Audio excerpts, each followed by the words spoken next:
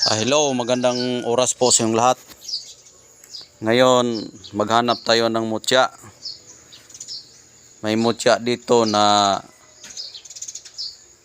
ibinigay sa aking mga kaibigang mga engkanto.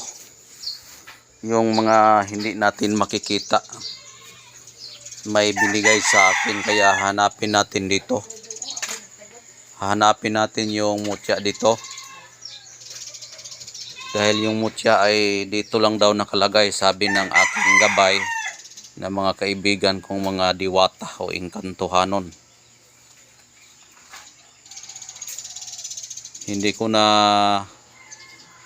anuhin yung paghahanap natin dahil nga nag-usap na kami na hahanapin ko lang dito, hindi na ako mag-ritual dahil kagabi nag-ritual na ako at sabi ng aking gabay, hahanapin na lang daw dito. At nakalagay lang daw dito sa halaman na itong mga bulaklak na ito.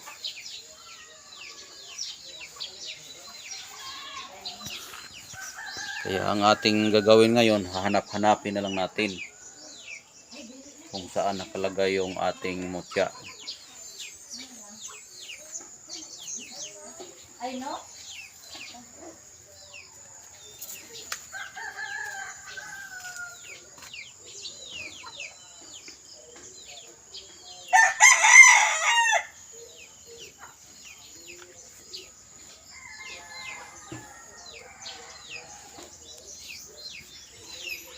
Minsan kasi yung mga mutya ay inilagay na lang dito sa bulaklak, minsan sa puno.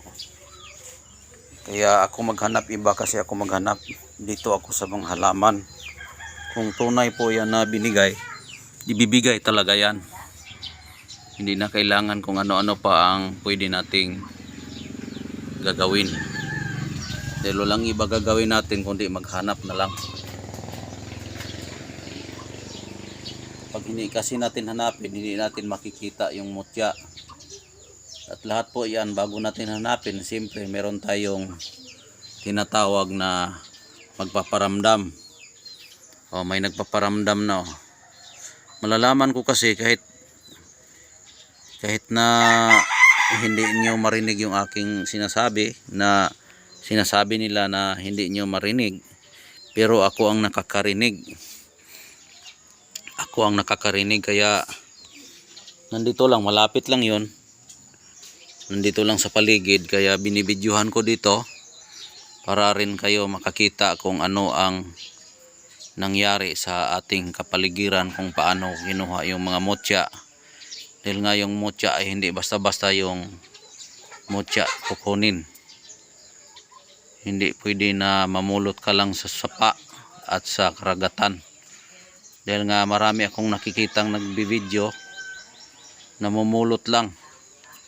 Kapag mumulot kasi yan, hindi yan mutya. Dahil ang mga mutya galing sa mga kahoy, mga buhay na mga kahoy, prutas, mga halamang gubat. Diyan sila makikita, minsan sa nyog, sa loob. Ganyan po yan. Diyan po yan makikita. Kaya siyempre hanapin natin para makita natin. Dahil kung hindi natin hanapin, hindi natin yan makita. Dito lang sa paligid yan. Kasi kapag hindi natin hanapin, wala tayong mapapala. Mutya, saan ka na? Saan ka na, mutya? Huwag mo na akong pahirapan, mutya. Kagabi, mutya, alam ko na dito ako kagabi. Na dinala mo ako dito at tinuruan kung saan mo nilagay yung mutya mo. Kaya ngayon, nandito ako, mutya, para kukunin ko ang iyong binigay sa akin.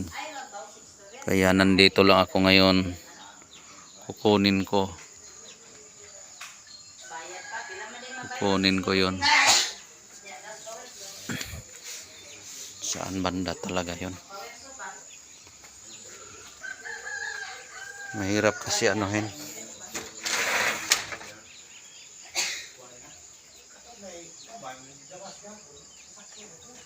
Parang nandito na yata. Anong pangalan sa ano nito? Cactus.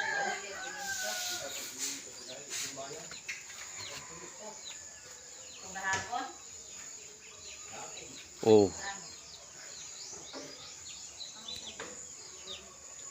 Ano yan, uod?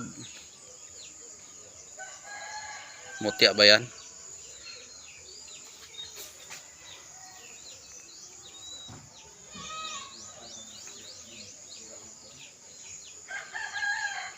Oh. Ayan. Yan. Kukunin natin yan kung ano yan. Dahil kapag hindi natin kukunin yan, hindi natin malaman kung yan ba talaga yung binigay. Ayan o. Yan po yung puno. Oh. Ang kintab.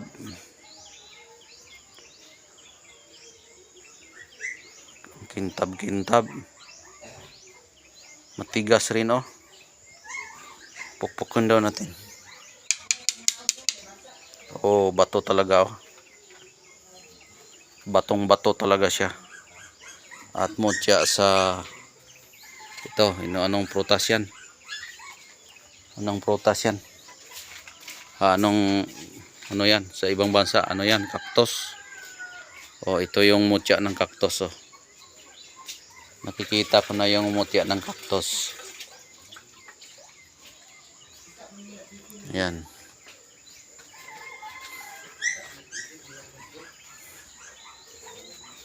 Ayan po yung mga mutya ng cactus. Pangalawang bisis ko na itong nakukuha itong mutya ng cactus. Iba talaga yung itsura, iba-iba. Yung isa, yung nakikita ko sa cactus, ang kulay niya dirty white at makintab rin. Ito ay green. Green talaga ang mutya niya. Kulay green. Ayan.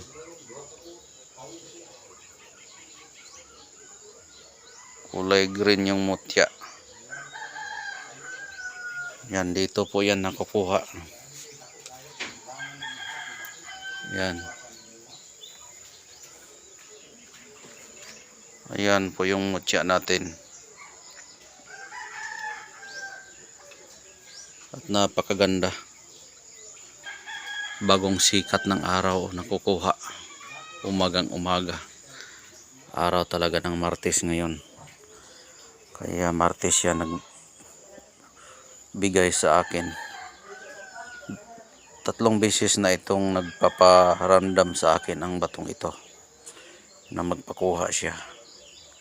Kaya ngayon, kinuha ko na siya, hinanap ko na. Hinanap ko na at ito na. Ito na po yung bato natin. Ito na po ang nagbibigay sa atin ng swerte sa ating buhay at pamumuhay. Ayan. Mutya ng cactus. Ayan. Mutya ng cactus siya. Dito galing. Ayan. Ayan po yung cactus. Kaya napakaganda talaga itong cactus natin. Ayan. Ayan. Ayan na po ang cactus natin.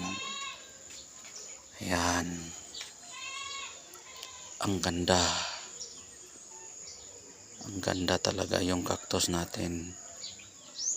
Napakakintab. Grabe, ang ganda.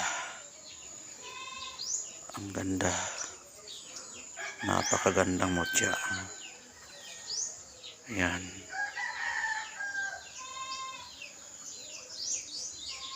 Ganda.